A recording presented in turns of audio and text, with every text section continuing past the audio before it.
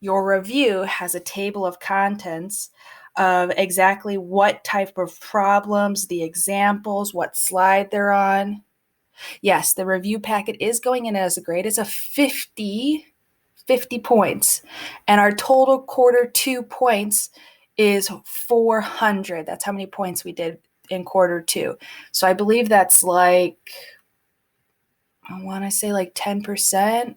I want to say maybe 15%. Can't do the math off the top of my Chrome Dome this morning. So here we go. Table of contents. Okay. Because you know what? Let's be honest. You might be using this review to help you with your final on Friday. So if you don't know about something, here's the table of contents telling you where to go.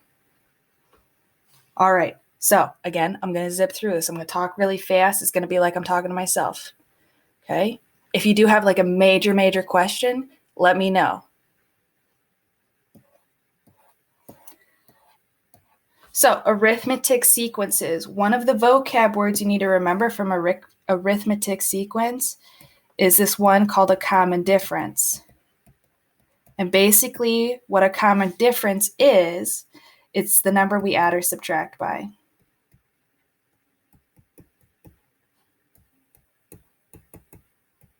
Okay, so that's a vocab word we should know.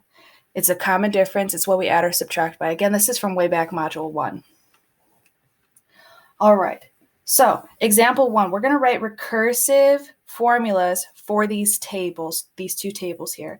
And we have two different types of recursive formulas. We have the function notation, which uses F's, and then we have subscript notation, which uses subscripts. And what I'm going to write in black for both of them is what you will always see for a recursive formula.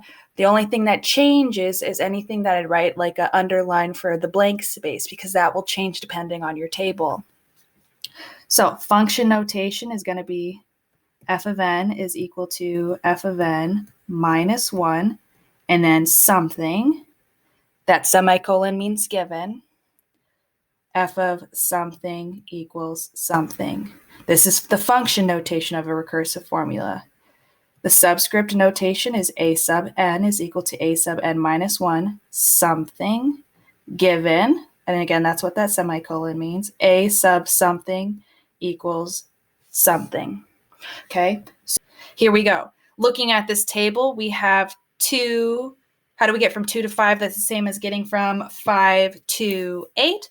Well, yes, we are adding by 3 every single class. We add by 3. So that adding by 3 goes next to the portions that have the n minus 1 every single time. And basically what a recursive formula is telling you is my new number equals my old number plus 3. So my old number 2 plus 3 gives me my new number 5. That is what a recursive formula does. Yeah. When we write the last little bit of the recursive formula, you always look at the first part of the table. The first part of the table here is 0, 2. So when I write this in my function notation, it's f of 0 equals 2. When I write this in my subscript notation, it's a sub 0 equals 2. Okay? You fill them out the same way. They're just different notations and they mean the same thing. It's just there to trip you up because mathematicians are evil. So let's look at the next one here. How do I get from 2 to -1? That's the same as getting from -1 to -4. Now, if you're like, ooh, I don't know how to get from 2 to 1 mathematically, that's okay. Look at the next set. How do you get from -1 to -4? Well, that number is getting more negative, so I'm definitely subtracting. And then how do you get from 1 to 4? Well, it means we're going to be subtracting by 3. So subtracting by 3 is what I put in that first blank. I start with a 1 and a 2, so I have f of 1 equals 2, a sub 1 equals 2. Now, example 2, anytime you see a sequence written out, I want you to rewrite this as a table. Tables are your best friend. Okay, write this as a table. Now, this 7 is my first number, so I'm going to write 1, 7. This 3 is my second number, so I'm going to write 2, 3. This -1 is my third number, so I'm going to write 3, -1. And I'm going to stop here. You can keep filling it out if you want, but we have everything we need. So how do I get from 7 to 3? That's the same as getting from 3 to -1. Well, I'm subtracting by 4. And subtracting by 4 goes next to the n minus 1s in my recursive formulas. We started with 1, 7, so we have f of 1 equals 7, a sub 1 equals 7. Now, example 3, I'm going to let you know right now, there's going to be one of these in that final. Find a sub 9 using the below recursive formula. Make a table. Okay? This recursive formula says to us a sub 2 equals 5. So that means we begin at 2, 5. I said a sub 2 equals -5. I apologize. So we start at 2, -5. It wants us to get to a sub 9. So that means I need to fill out the left side until we get to 9. So we have 2, 3, 4, 5, 6, 7, 8, 9. Okay? Now, the other part of my recursive formula is telling us that we add by 3 as we go down. So every time we take a step down, we're going to add by 3. So -5 plus 3 is -2. -2 plus 3 is 1. 1 plus 3 is 4. 4 plus 3 is 7. 7 plus 3 is 10. 10 plus 3 is 13. 13 plus 3 is 16. So for my answer, a sub 9 is equal to 16. That's what we needed to get to. So example 4 is all about slide 2 is all about geometric sequences. Geometric sequence vocab that we need to remember is something called the common ratio. So if the common difference from earlier was with the number we add or subtract by, the common ratio is the number we multiply by. Okay? So if I look at example 4, that first table, how do I get from 2 to 10? That's the same as getting from 10 to 50. Well, that common ratio is multiplying by 5. And multiplying by 5 is what we write next to both subscript n minus 1s and the f of n minus 1. We start with 0, 2, so we have f of 0 equals 2, a sub 0 equals 2. Looking at the bottom here. Now, this is how my brain works, right? And I'm sure many of your brains work this way too. To get from 2 to 12, that's the same as getting from 6 to 3. Well, I can't think right away what I would multiply by, but I know, right? I would divide by 2, right? 12 divided by 2 gives us 6. 6 divided by 2 gives us 3. But geometric sequences and exponential equations always want us to write multiplying by. So to change dividing by something into multiplying by something, you just change it as times 1 over that number. So in this case, it's going to be times 1/2. Okay, that's important to note. So this will be times 1/2. So I have times 1/2 times 1/2. I start with 1/12, so I have f of 1 equals 12, a sub 1 equals 12. Then I look at the next problem. I'm going to make a table. 32 is my first number, 8 is my second number, 2 is my third number, my fourth number is 1/2. As I look down this table, well, to get from 32 to 8, that's the same as getting from 8 to 2. Well, mathematically in my brain, that's dividing by 4. So if I change that to timesing by something, we are timesing by 1/4 down our table.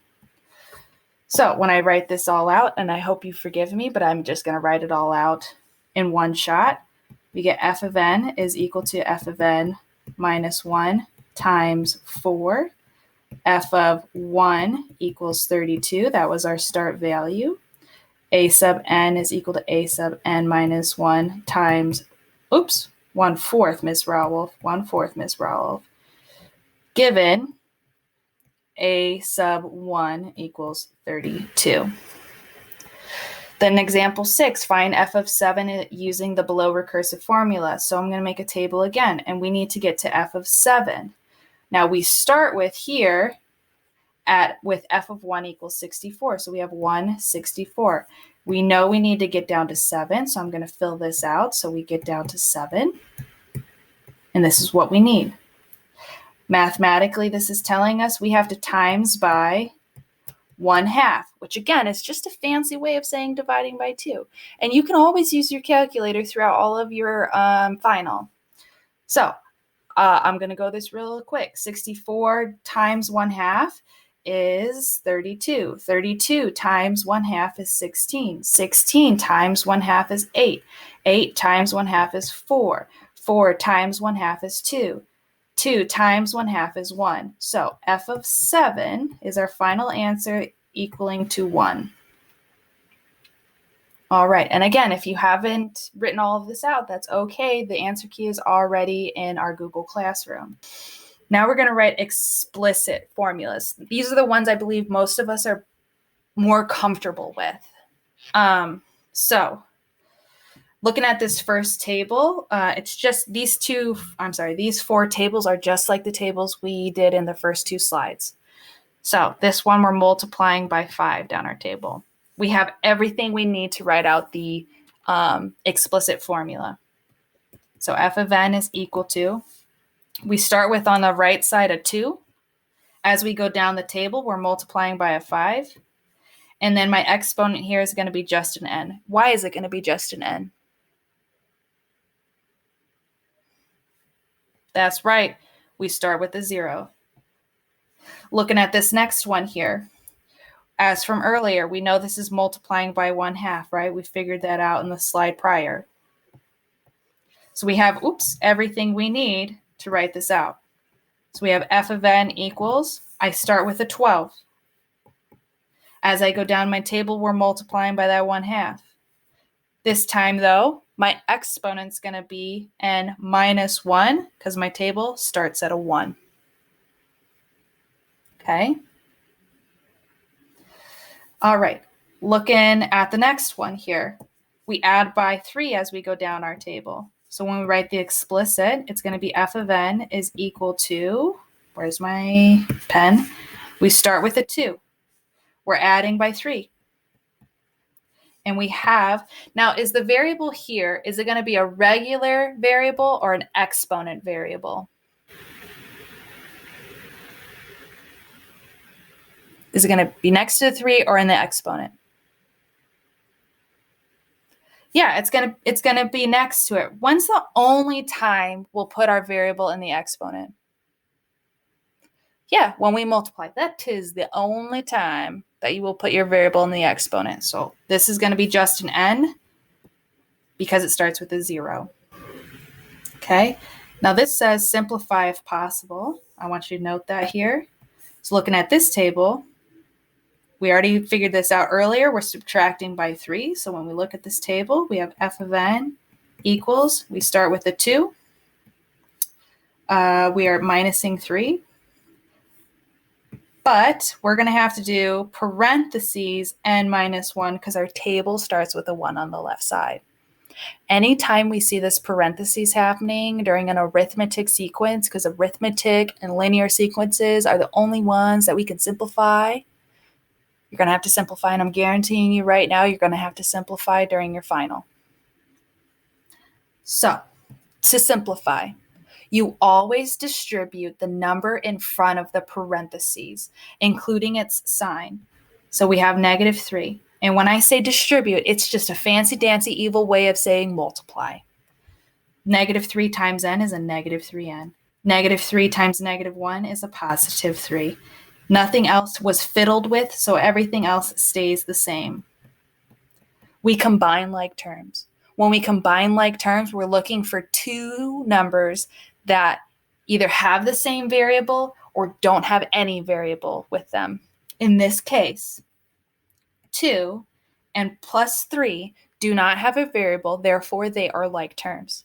So when you combine like terms, it just means add. So 2 plus 3 is 5. We didn't fiddle with that -3n, so he stays. So our final answer simplified is f of n is equal to 5 minus 3n. If you roll up to your final and you're able to get this part and none of the answer choices look like that, it means you have to simplify, okay? Which is where if you show me your work and maybe you get the answer wrong, as if I see that you at least started the equation right, I'm going to give you some points because at least I knew that you knew how to start it. Okay. And we only simplify linear or arithmetic. Okay. All right. Looking at the next problem, we're going to write the explicit formulas for the sequences. Again, I see that these are listed out, so I want to make a table. And I'm going to be kind of lazy. So 2 is my first number, so I have 1, 2. 8's my second number, so I have 2, 8. 32 is my third number, so I have 3, 32. Oops, 32. And that's all I'm going to list because honestly, I don't want to waste the space or waste your time. How do I get from 2 to 8? That's the same as getting from 8 to 32. Well, that is multiplying by 4. So my explicit equation is f of n is equal to, I start with a 2 on the right side, so I have a 2. I'm multiplying by 4 as I go down my table.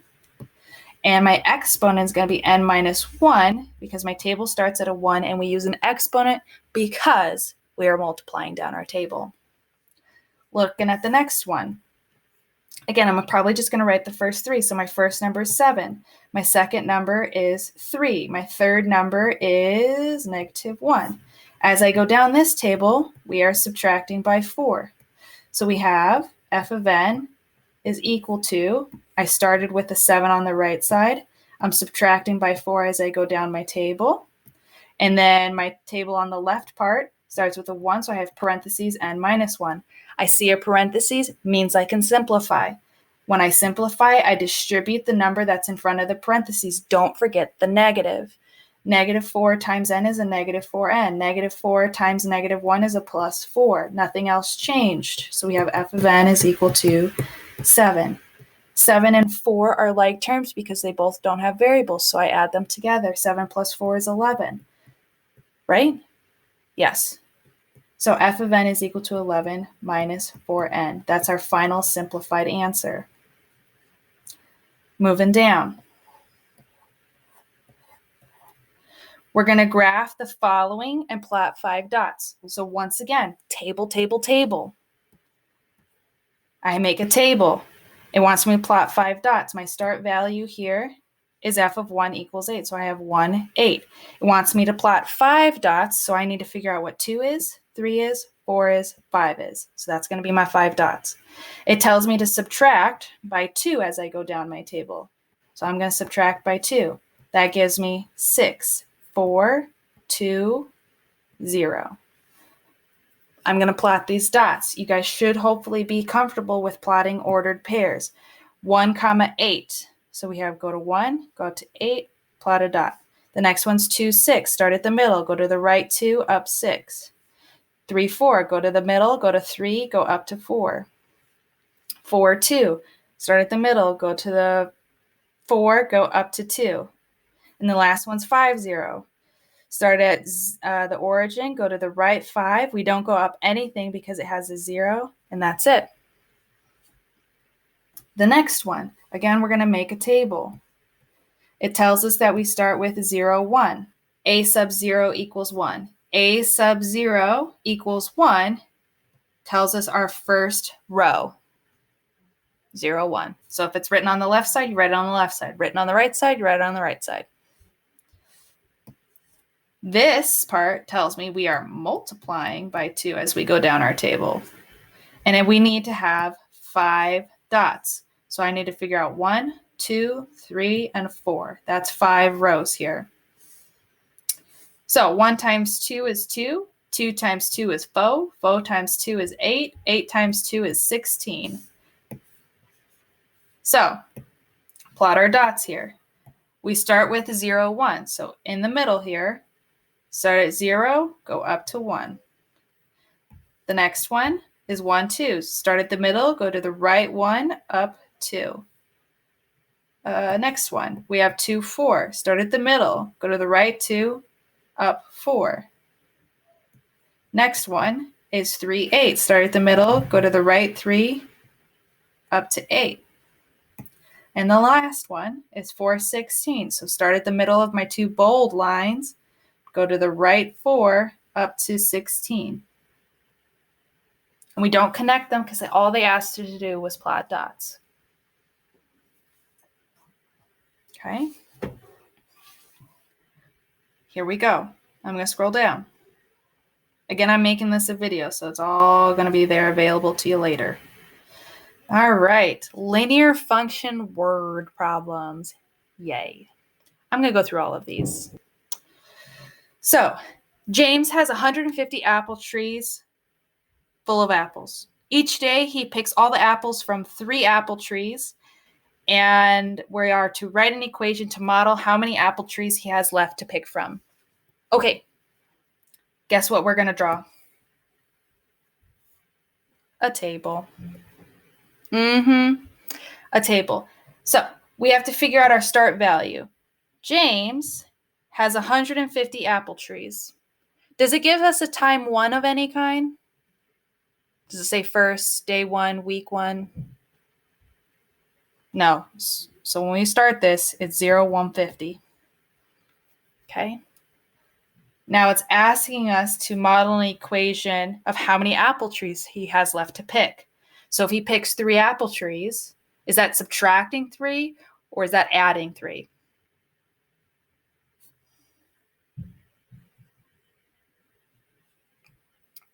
It's going to be subtracting, right? If he has 150, he picks 3. That means he has 147 left to pick. So you got to be careful with the wording. Word problems are evil. We have everything we need to write our explicit equation. So we have f of n equals, what's my first number I'm going to write? 150. Then we write what?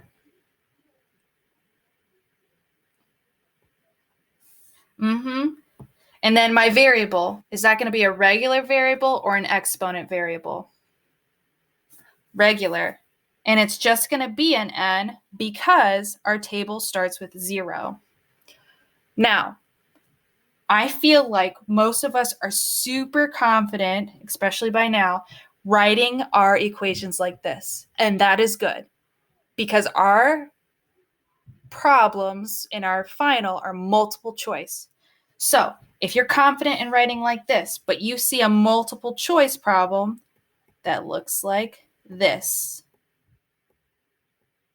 they mean the same thing. Okay? They just flip-flopped. They put the beginning value in the back, and that minus, oops, that's supposed to be an x. And that minus 3n goes in the front and changes to an x. They mean the same thing. Does everybody understand the flow I'm putting down here?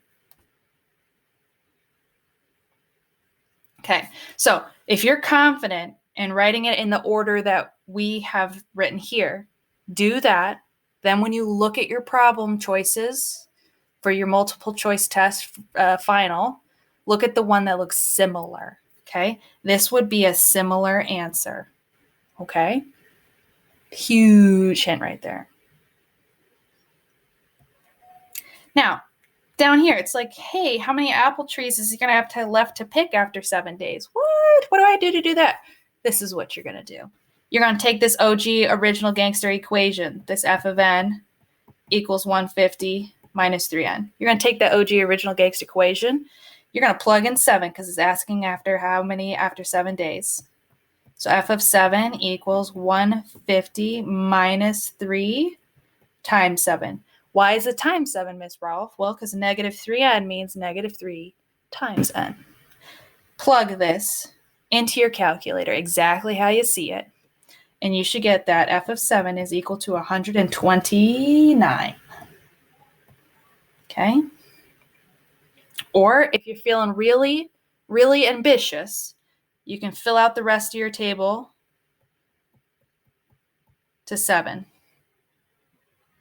Right? And that's fine too. Either one. Whatever makes your heart happy. Whatever you feel more confident in. All right, let's talk about Juan. So Juan has 15 apples in his basket after picking from one flimsy tree.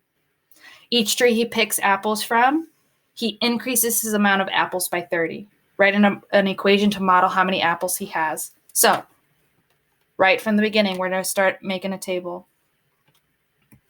It says he has 15 apple trees after one flimsy tree. So I'm going to have 115. Does everybody understand where that 1 came from? Okay. Then he increases by 30 apples, so we add by 30. So when I write this equation out, we have f of n equals, our start number was 15. We're adding by 30. But this time we're going to have parentheses n minus 1 because we start with a 1. Okay.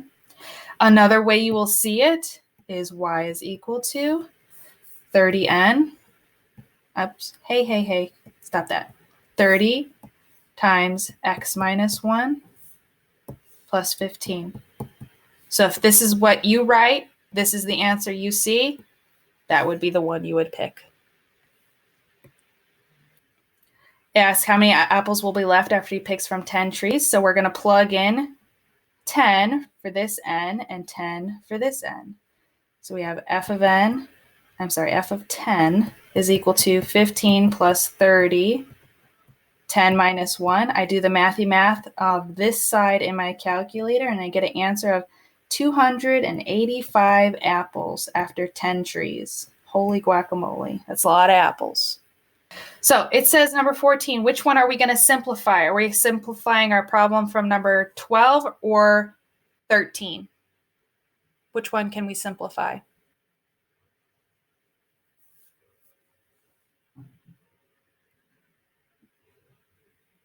Boom, boom. We're simplifying number 13.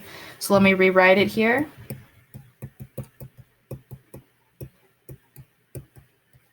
So first we distribute the number attached to our parentheses. Distribute's a fancy word for multiply. 30 times n is 30n. Positive 30 times a negative 1 is a negative 30. We didn't fiddle with nothing else, so nothing else changes. We combine like terms. Our like terms here are 15 and negative 30. So we have to figure out what 15 plus negative 30 is. 30 times negative 1 is negative 30. That's okay. No worries. Negative signs are evil. They get everybody. So 15 plus negative 30 gives us a negative 15. Then we have plus 30n. That didn't change. So our final simplified answer is f of n equals negative 15 plus 30n.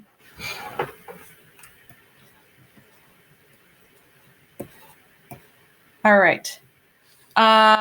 Jamie has 3 apples in his tree the first year of his apple orchard. He wants a larger orchard than James, so he plans on tripling the amount of trees he has each year.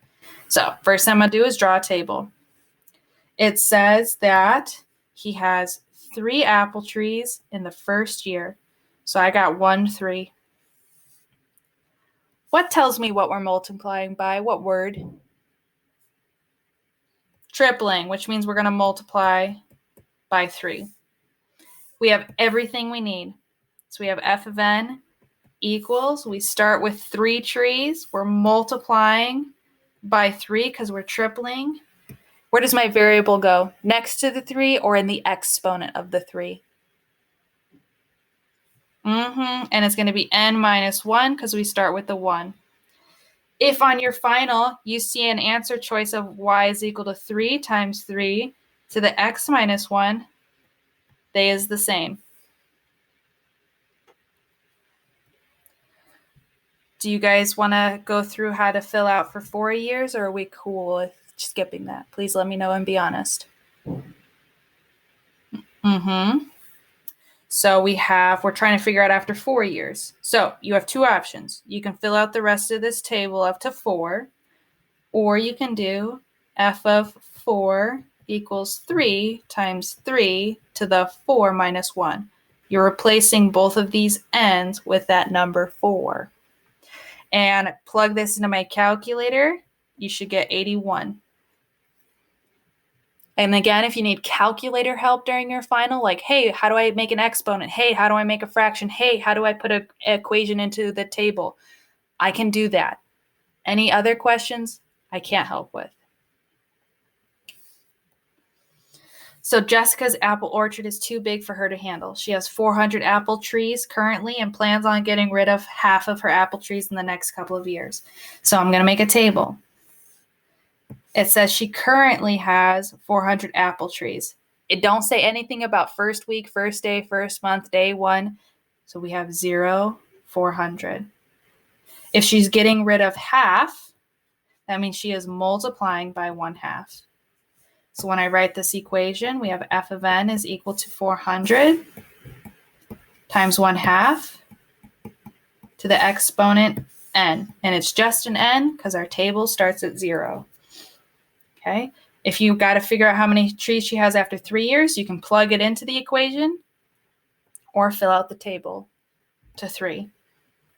After 3 years, how many trees is she going to have? So we replace all those n's with 3's. So we have f of 3 is equal to 400 times 1/2 to the 3. Type this into your calculator, and you get a number that is 50. So just after 3 years, she's only going to have 50 trees left. Now, percentages is what we struggle-buggled on so hardcore in that Module 2 test. So John's apple trees currently produce 15 apples each. He wants to use a numerical grower that will increase the amount of his apple trees produce by 20% each month. So make a table. It says he currently produces 15 apples each. So 0, 15. There's no time 1 written here. 20%. We have to change 20% into a what? Beautiful young people.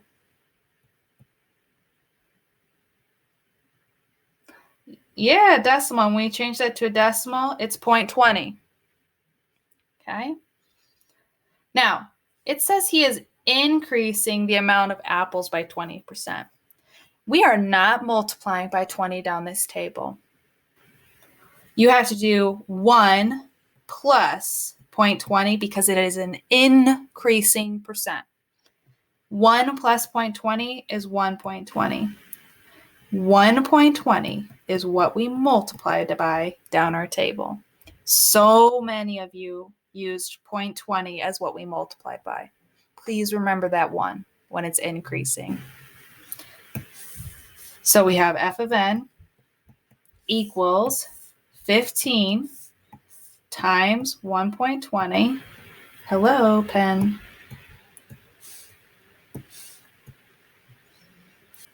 It asks after 10 months. So we have f of 10 equals 15 times 1.20 to the 10.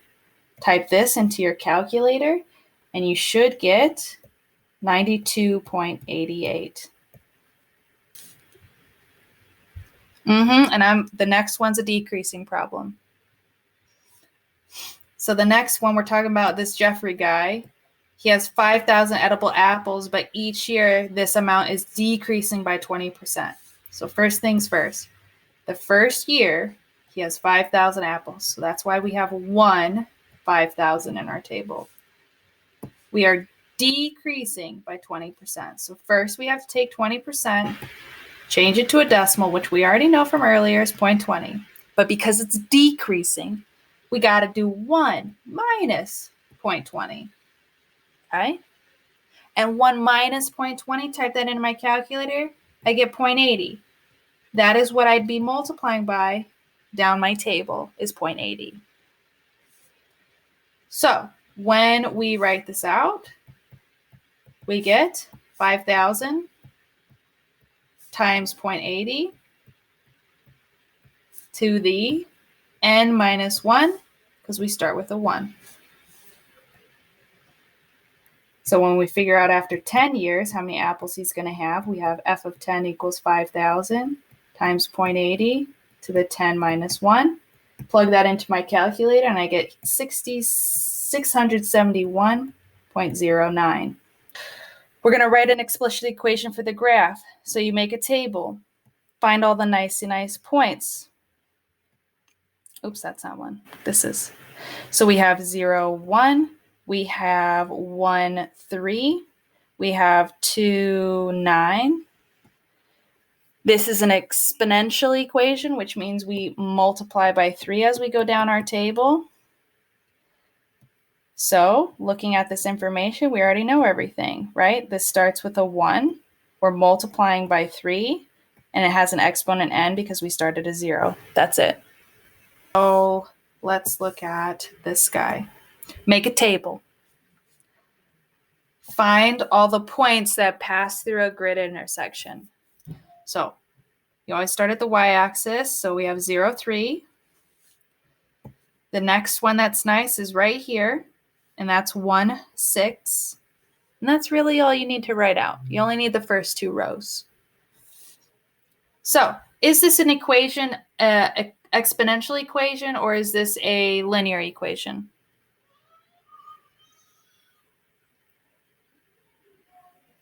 Yeah, exponential. So that means we do we multiply, add, or subtract with exponential? Multiply. So how do we get from 3 to 2 that's multiplying? And then you guys are going to be rock stars at this by now. We get f of n is equal to 3 times 2 to the exponent n. The next one, we have to write an explicit equation for the graph. So whenever you see a straight line, first you want to see where it passes through the y-axis. And that's going to be your b value, which is 3. Because whenever we write a straight line graph, its basic equation, well, yeah, you guys know that. Y is equal to mx plus b.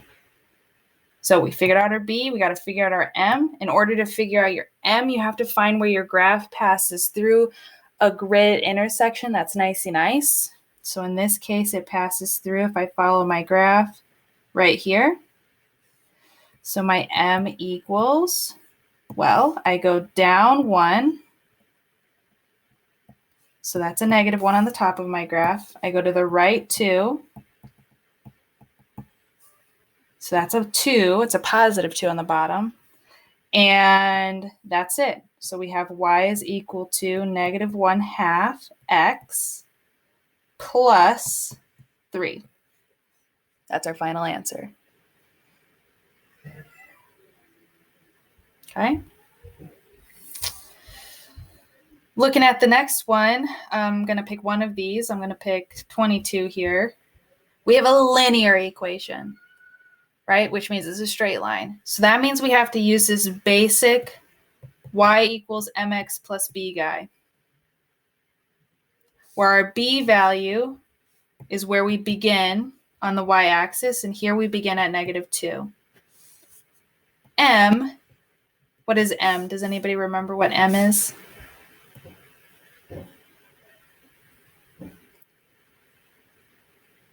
Rise over run.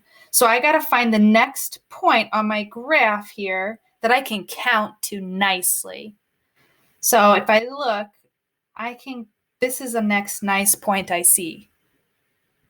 So how do I get from blue to orange? Well, I go up 2. So that's positive 2 on the top. That's my rise. I go to the right 3, and that's positive, and that's my run. So when I write this equation out, we get y is equal to 2/3 x. Don't forget the x. And then plus negative 2, because that's my b value. Is that how we write this? No. What do I have to drop it like it's hot? Yeah, the positive. This is just going to be a minus 2.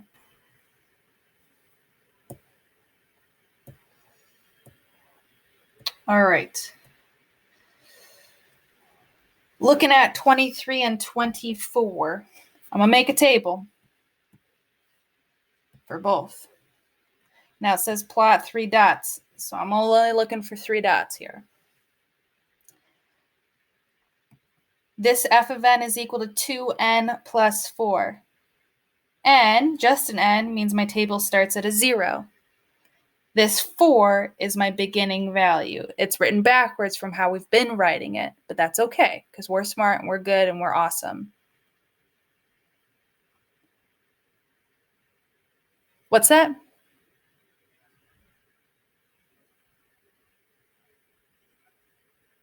Yeah, it would be your beginning value here. And then this 2, yep, and we only need 3 dots. So here's the first one, and then I have to figure out 1 and 2. So 4 plus 2 is 6. 6 plus 2, no, yes, 6 plus 2 is 8. So 0, 4, start at the middle, go up to 4. 1, 6, start at the middle, go to the right 1, up to 6. 2, 8, start at the middle, go to the right 2, up to 8. That's it. Looking at f of n is equal to 2 times 3 to the n. What's my start value here?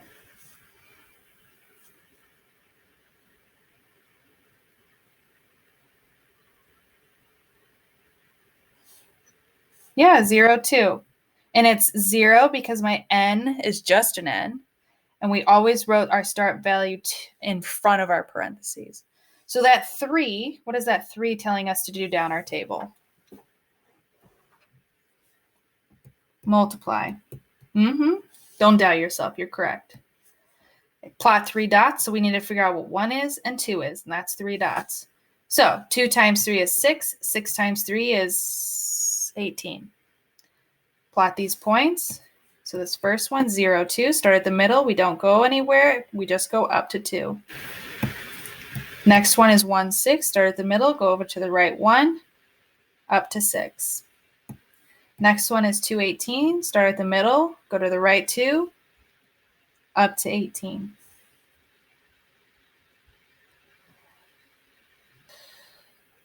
Okay, so looking at this equation here, 25, we have n minus 3 plus 2. So this is telling me my table starts with a positive 3, and our first number is a 2. And then our slope is what we add by down our table. So we add by 2, or you can say your slope is 2. I'm going to plot this point 3, 2, 3, 2. So if my slope is 2, I have to rewrite this as a fraction, right, to figure out my values, to tell me to rise over run. So this means I go up 2 to the right 1. So from this black point, I go up 2 to the right 1, and that's all you'll need to graph.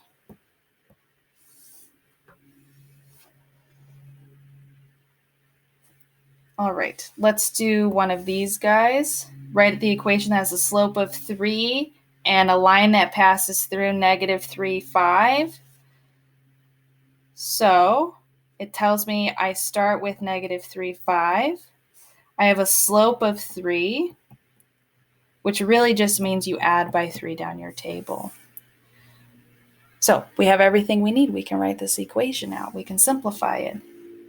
So we have f of n is equal to, we start with a 5, we add by 3 down our table. We have n minus, well, we started a negative 3, so we have n minus negative 3. 2 negatives make a positive. So f of n is equal to 5 plus 3 times n plus 3. Simplify, we get f of n is equal to 5 plus 3n plus 9. Combine like terms, f of n is equal to 14 plus 3n. This one you'll do the same thing, but they're giving you 2 points to start with. So what you're going to do is you got to figure out your slope. So we have negative 2, 4, negative 1, 6. We add by 1 on the left side. We add by 2 on the right side. So we got 2 over 1, which simplifies to 2. So when we write our equation, you can pick either point, but I'm going to pick this guy. So we have f of n equals 4 plus 2 times n minus a negative 2, because our table starts at a negative 2 here. This turns into f of n is equal to 4 plus 2 times n plus 2. I'm not going to simplify this problem because it's already written out in your example notes. But that's how you get to that point. So I need to figure out increase, decrease, constant, max, min, domain range. Let's focus on increase, decrease, constant. So when you look at increase, decrease, constant, You start from the left and you're looking for where your mouse goes up, goes down, and is flat. So when it goes up, it's an increase. When your mouse goes down, it's a decrease. When your mouse is flat, it's a constant. So this first section here makes my mouse go up. This next section makes my mouse go down. This third section here, well, makes my mouse stay flat. What does this next section make our mouse do when we go from left to right? What's that? Yeah, we're going down. We're dropping it like it's hot. We're going down. And then this next section, what does it make my mouse do from left to right? Go up. So everything in green, we're going to figure out its x values. So this increases from -9 to -3. I got those numbers right here. And then this next other green section increases from -8. I'm sorry, not -8, +8. And then this arrow goes where? Infinity. So we're increasing from 8 to infinity. Now we're going to talk about decreasing all those blue sections. This one goes from, yep.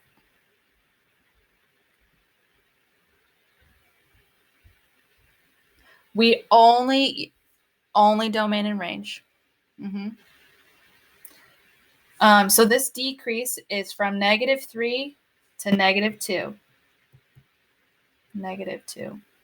This next decrease is from 2 to 8.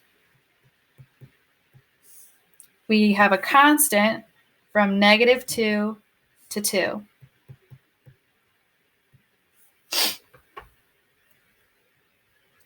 Now we're going to talk about maximums. Oh, yep, that's a 2. That's a 2. My handwriting's very bad on here.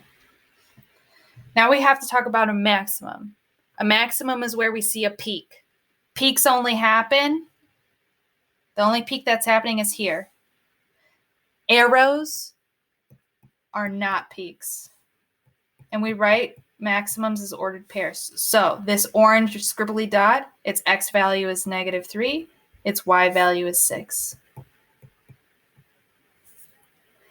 Minimums happen at dips. Here we have a dip. This minimum does not count because it has an open circle. So open circles and arrows don't count. And that's where we see dips. And again, we write this as x comma y, so its x value is 8, its y value is -6. Domain and range. So domain, we look at from the left to the right x-axis values. So what color haven't I used? So looking at the leftist part of my graph, what is that x value? -9. Would I have a parentheses or a square bracket? Not a square. It's a parentheses because it's an open dot. What's happening on the right side of my graph?